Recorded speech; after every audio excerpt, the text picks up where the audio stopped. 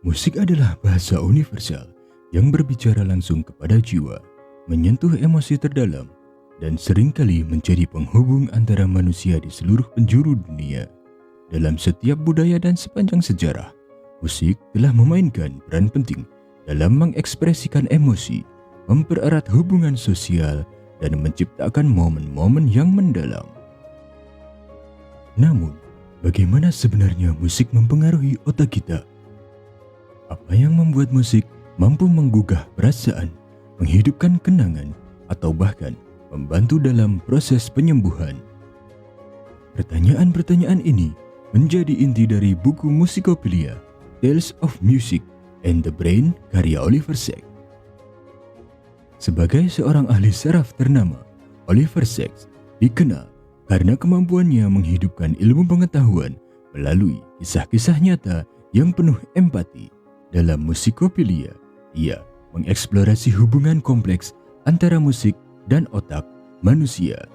Berdasarkan pengalamannya dengan pasien-pasien yang memiliki kondisi neurologis unik, buku ini tidak hanya menawarkan wawasan ilmiah, tetapi juga menyentuh sisi emosional pembaca, mengingatkan kita akan kekuatan musik yang seringkali diabaikan.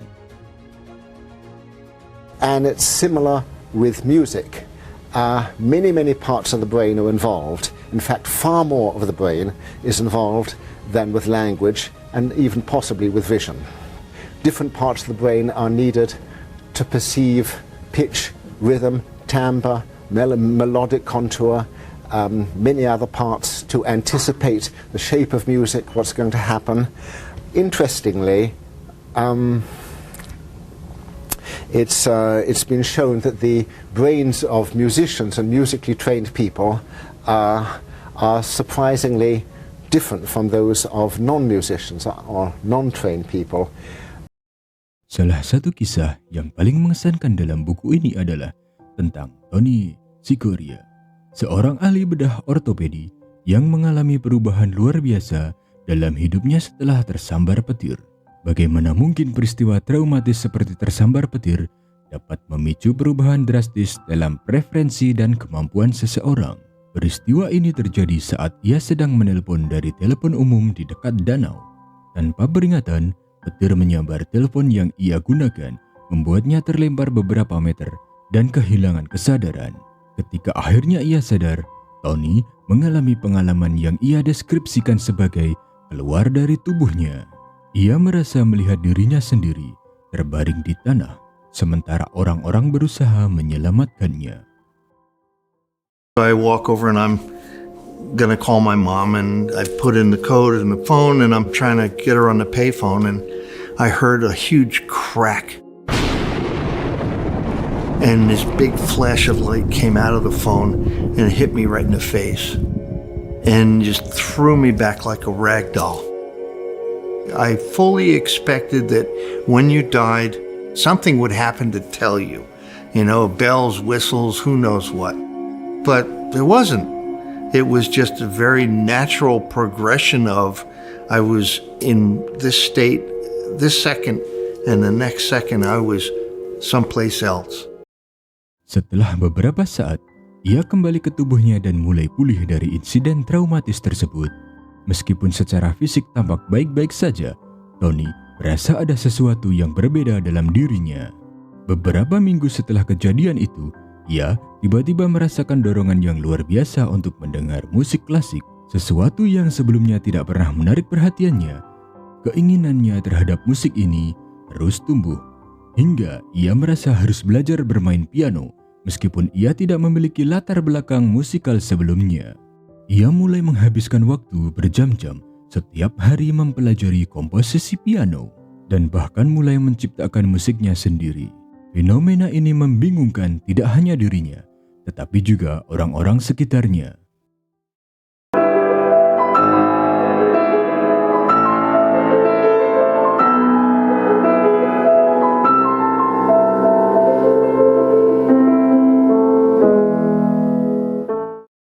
Perubahan ini memunculkan banyak pertanyaan di kalangan ahli saraf.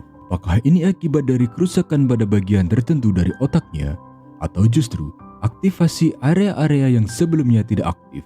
penelitian lebih lanjut mengungkapkan bahwa trauma fisik atau neurologis kadang-kadang dapat memicu reorganisasi otak, menciptakan hubungan baru yang memungkinkan munculnya minat atau kemampuan yang sebelumnya tidak ada. I didn't start playing piano until after the lightning, and it took me 12 years to learn how. I started in 1998. Kasus Tony Cicoria juga menarik karena menunjukkan bagaimana musik dapat menjadi saluran ekspresi yang sangat mendalam, bahkan ketika tidak ada latar belakang atau pelatihan sebelumnya. Musik tampaknya memberikan cara baru bagi otaknya untuk memproses emosi dan pengalaman hidupnya setelah kejadian traumatis tersebut. Dalam konteks neurologi, hal ini menunjukkan bahwa otak manusia memiliki kapasitas yang luar biasa untuk beradaptasi dan menciptakan koneksi baru, terutama dalam menghadapi perubahan besar atau kerusakan. Using MRI studies has made fascinating comparisons between the brains of musicians and of non-musicians. The corpus callosum between the two cerebral hemispheres is enlarged in musicians. There's a great enlargement of grey matter in the auditory cortex. There are special systems in the frontal lobes which are involved with the anticipation of melody and the shape of music. Kisah Tony Cicoria adalah salah satu dari banyak cerita yang diceritakan oleh Oliver Sacks dalam buku ini untuk menunjukkan kekuatan transformatif musik. Ia tidak hanya menggambarkan peristiwa yang unik dan dramatis, tetapi juga menggali implikasi ilmiah dan emosional dari hubungan antara musik dan otak. Cerita ini mengingatkan kita bahwa musik tidak hanya berfungsi sebagai hiburan, tetapi juga memiliki kemampuan untuk mengubah hidup seseorang secara mendalam.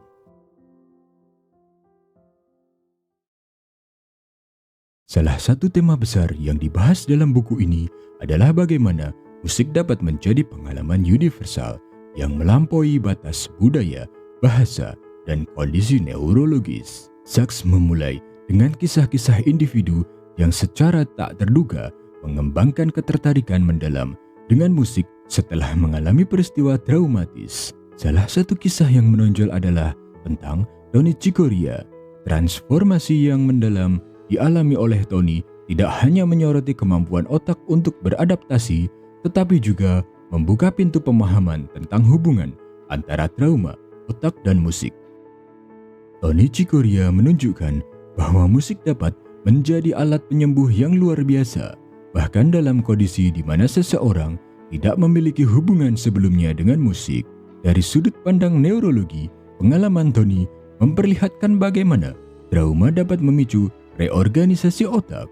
Beberapa ahli berspekulasi bahwa trauma listrik yang dialami Tony mengaktifkan area otak tertentu yang sebelumnya tidak aktif. Area ini yang mungkin berhubungan dengan apresiasi musik atau kreativitas tiba-tiba menjadi dominan dalam kehidupan sehari-harinya. Hal ini sejalan dengan konsep neuroplastisitas, di mana otak memiliki kemampuan untuk berubah dan beradaptasi sepanjang hidup. And music typically has a regular beat in a way which language doesn't. This seems to be quite specific to human beings. And even if you don't externally move to a beat, your brain does. And in fact, one finds that many motor systems, not only in the cortex, but subcortically in the basal ganglia and the cerebellum, are involved in listening to music and also in imagining music. Selain itu, pengalaman Tony juga memiliki dimensi psikologis yang mendalam. Dorongan mendadak untuk bermain musik menunjukkan bagaimana trauma dapat memunculkan kebutuhan untuk mengekspresikan diri atau mengolah pengalaman emosional. Musik menjadi saluran bagi Tony untuk mengatasi perubahan mendalam yang ia alami setelah insiden tersebut. Psikolog sering mencatat bahwa seni, termasuk musik, dapat berfungsi sebagai mekanisme coping untuk memproses trauma. Dalam kasus Tony, menciptakan dan memainkan musik tampaknya memberi struktur dan makna baru bagi hidupnya, menggantikan ketidakpastian yang mungkin muncul setelah pengalaman mendekati kematian. Kasus ini juga mengajarkan kita bahwa transformasi hidup yang signifikan dapat terjadi dari pengalaman yang paling tak terduga. Tony yang sebelumnya seorang dokter ortopedi dengan kehidupan yang relatif biasa, menemukan sisi dirinya yang sama sekali baru. Hal ini menginspirasi kita untuk membuka diri terhadap kemungkinan-kemungkinan baru, bahkan dalam situasi yang tampaknya penuh tantangan. Dari sudut pandang praktis, kisah ini mengingatkan kita bahwa eksplorasi terhadap seni, khususnya musik, dapat menjadi cara untuk menemukan potensi tersembunyi dalam diri kita.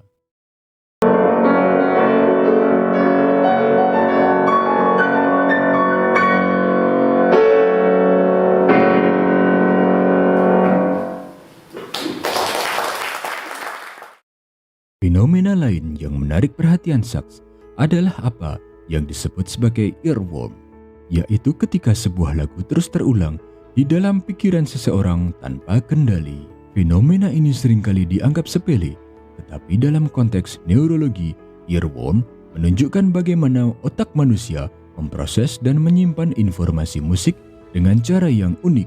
Sachs menggambarkan bagaimana pola-pola musik tertentu, terutama yang memiliki pengulangan ritmis, dapat tersangkut di dalam pikiran kita, menciptakan efek yang menghibur sekaligus mengganggu. Kasus-kasus seperti ini membuka pintu untuk memahami lebih jauh tentang hubungan antara memori, ritme, dan otak. Music can haunt one in a peculiar way. A tune which one may not even have paid attention to, it's just something one has heard, may seem to play itself and replay itself automatically without one's desire, without one's consent, and sometimes maddeningly, and hundreds of times and for hours or days on end. Usually a fragment of music, usually 3 or 4 bars which go round and round and round. Fenomena earworm, atau dikenal juga sebagai involuntary music imaginary, terjadi ketika sebuah lagu atau potongan musik terus terulang di dalam pikiran seseorang tanpa disengaja. Dalam perspektif neurologi, fenomena ini menunjukkan bagaimana otak manusia memproses dan menyimpan informasi musik dengan cara yang unik dan kompleks. Secara neurologis, earworm melibatkan interaksi antara beberapa bagian otak, termasuk korteks pendengaran, hipokampus, dan korteks prefrontal. Korteks pendengaran bertanggung jawab atas pengenalan pola musik, sementara hipokampus terlibat dalam penyimpanan memori jangka panjang, termasuk memori musik. Konteks prefrontal yang terkait dengan kontrol perhatian memainkan peran penting dalam menekan atau memfokuskan perhatian pada pikiran tertentu. Salah satu faktor utama yang memicu earworm adalah sifat repetitif dan melodi yang mudah diingat pada sebuah lagu. Musik dengan ritme yang menonjol, lirik yang sederhana, atau melodi yang akrab cenderung lebih mudah tersangkut di otak.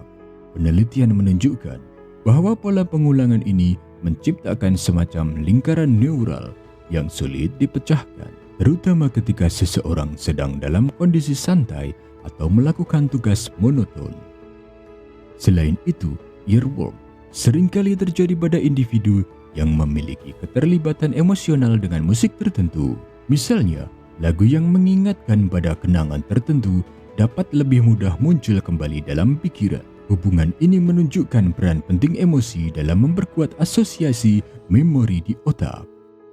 Dari sisi psikologi, earworm juga bisa menjadi cerminan dari proses bawah sadar. Beberapa teori menyebutkan bahwa otak kita menggunakan musik sebagai cara untuk mengisi ruang kosong dalam perhatian, terutama ketika tidak ada stimulasi eksternal yang signifikan. Hal ini menjelaskan mengapa earworm sering terjadi saat seseorang sedang sendirian atau tidak sibuk. I don't know that this sort of automatic repetition occurs with anything else. I don't know that it occurs with visual scenes or even with words, unless the words are attached to like a jingle or attached to a lyric or to a song. So this is a special form of involuntary musical imagery which is out of control and can become really quite unpleasant and intrusive. And you knock your head, and you can play other music, and it may be quite difficult to get rid of it. Meski sering dianggap mengganggu, fenomena earworm dapat memberikan wawasan penting tentang bagaimana otak kita memproses musik. Pemahaman ini tidak hanya memperkaya pengetahuan tentang otak manusia, tetapi juga membuka peluang untuk mengeksplorasi musik sebagai alat terapi.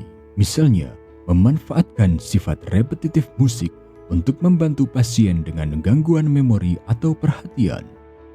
Oliver Sacks juga mengeksplorasi bagaimana musik dapat menjadi alat untuk membangkitkan identitas dan emosi manusia. Dalam salah satu bab, ia menceritakan tentang pasien Alzheimer yang mampu mengenali lagu-lagu dari masa muda mereka. Meskipun ingatan lain telah menghilang, musik tampaknya disimpan di area otak yang lebih tahan terhadap degenerasi, menjadikannya alat penting dalam terapi bagi pasien dengan gangguan memori. Sacks menggambarkan bagaimana pasien yang sebelumnya apatis tiba-tiba menjadi hidup kembali saat mendengarkan musik yang akrab. Momen-momen ini tidak hanya menyentuh hati, tetapi juga menunjukkan bahwa musik memiliki kekuatan untuk menjangkau bagian terdalam dari jiwa manusia. He starts to sing, and to rock, and to move his arms, and he's being animated by the music. The philosopher Kant once called music the quickening art, and Henry is being quickened, he's being brought to life. The effect of this doesn't stop, because when the headphones are taken off, Henry, normally mute and virtually unable to answer the simplest yes or no questions, is quite voluble. Henry. Yeah. Do you like the iPod? Do you like the music you're hearing? Yes. Buku ini juga membahas bagaimana musik mempengaruhi otak yang atipikal atau tidak biasa. Salah satu kondisi yang menarik perhatian adalah amusia, yaitu ketidakmampuan untuk mengenali atau memahami musik. Sacks menggambarkan kasus seorang pasien yang meskipun memiliki pendengaran normal, tidak dapat membedakan nada atau ritme. Kasus seperti ini memberikan wawasan tentang bagaimana otak memproses elemen-elemen musik, serta bagaimana kerusakan pada area tertentu dapat mempengaruhi persepsi musikal. A number of people have a tin ear, or they're a bit tone deaf, or they have difficulty singing in tune, but they can still enjoy music. But there's something which is very rare, where there is a total inability to perceive music as music. People speak here of amusia, of congenital amusia. Sometimes amusia can occur from a brain injury or a tumor. Sometimes one may be born with it. People like this really can't tell one tune from another. Selain itu, Sacks juga membahas tentang individu dengan autisme yang memiliki kemampuan musikal luar biasa, seringkali disebut sebagai Savant Syndrome. Ia menceritakan kisah seorang anak dengan autisme yang mampu memainkan melodi kompleks setelah mendengarnya hanya sekali. Kisah-kisah ini menunjukkan bahwa musik dapat menjadi saluran ekspresi yang unik, terutama bagi mereka yang memiliki keterbatasan dalam berkomunikasi secara verbal. Salah satu aspek paling menarik dari buku ini adalah bagaimana musik digunakan sebagai alat terapi untuk berbagai gangguan neurologis. Sacks menguraikan bagaimana musik membantu pasien dengan Parkinson, Alzheimer, dan Tourette Syndrome. Pada pasien Parkinson, musik dengan ritme tertentu membantu mereka bergerak lebih lancar. Sacks menjelaskan bahwa musik dapat mengatur ulang ritme motorik otak, memungkinkan pasien untuk berjalan atau bahkan menari dengan cara yang sebelumnya sulit. Musik tampaknya memberikan struktur yang membantu otak mengatasi gangguan motorik. Dalam kasus pasien Alzheimer, musik menjadi alat yang sangat efektif untuk memulihkan memori yang tampaknya hilang. Sacks menggambarkan bagaimana seorang pasien yang tidak lagi mampu mengenali anggota keluarganya tiba-tiba dapat menyanyikan lagu-lagu dari masa kecilnya dengan sempurna. Hal ini menunjukkan bahwa musik disimpan di area otak yang berbeda dari memori verbal atau visual, memberikan harapan baru dalam terapi gangguan memori. Selain itu, pasien dengan Tourette syndrome seringkali menunjukkan pengurangan gejala ketika mereka terlibat dalam aktivitas musikal. Musik tampaknya memberikan kontrol yang lebih besar atas aktivitas motorik yang tidak terkendali, membantu pasien merasa lebih tenang dan terfokus. Dimensi emosional dan spiritual dari musik juga menjadi fokus utama dalam buku ini. Sachs mencatat bagaimana musik dapat membawa rasa kebahagiaan, melankolis, atau bahkan ekstasi spiritual. Ia menceritakan kisah pasien yang merasa hidup kembali melalui musik, meskipun dalam kondisi fisik atau mental yang sangat terbatas. Musik memiliki kemampuan unik untuk menjangkau bagian terdalam dari emosi manusia, menciptakan pengalaman yang seringkali sulit dijelaskan dengan kata-kata.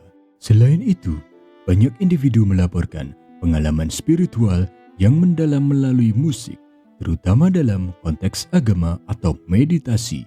Sachs mengeksplorasi bagaimana musik dapat menciptakan hubungan yang mendalam antara otak, jiwa, dan dunia di sekitar kita, menunjukkan bahwa musik adalah salah satu bentuk seni yang paling universal. Buku ini tidak hanya berfokus pada pengalaman individu, tetapi juga mendorong pembaca untuk mempertimbangkan implikasi musik dalam penelitian neurologis di masa depan.